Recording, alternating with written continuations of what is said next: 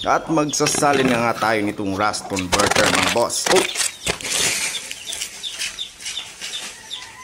At yan, handa na yung pagsasalinan natin. Natalsikan lang ako ng konti, mapdi sa balat, pero nawala naman agad nung binalawang ko ng tubig. Kaya konting ingat tayo mga boss kapag gagamit nito. Pinahiran ko ng ganito mga boss pagkatapos ko mag-grinder para mawala yung kulay kalawang. Ayan mga boss, after 2 hours nga, ganyan na yung resulta niya. At after 2 hours ko nga binabad yung rust converter ay ginamitan naman natin ng thinner ganito. At pagbukas ko nga ng thinner mga boss ay nagulat ako at may nakita akong barya. Abay, patunay nga na kapag may tiyaga may baryang makukuha. At sinali na nga natin mga boss at saka pinahid dun sa bakal na nilagyan natin ng rust converter kanina. Ito kasi yung magsisilbing banlaw niya mga boss no, para matanggal yung rust converter. At pagkatapos ng thinner ay pinunasan naman natin itong tuyong basahan at para tuluyan na mawala ang mga residue. Kailangan nga nating gawin to mga boss no, nang sa gayoy hindi magtuklap ang ating pintura kahit sa mahabang panahon. Ayan, tapos na at ready na nga siya para sa ating pintura. Epoxy primer nga ang gamit natin dito mga boss no, at ito yung hardener niya.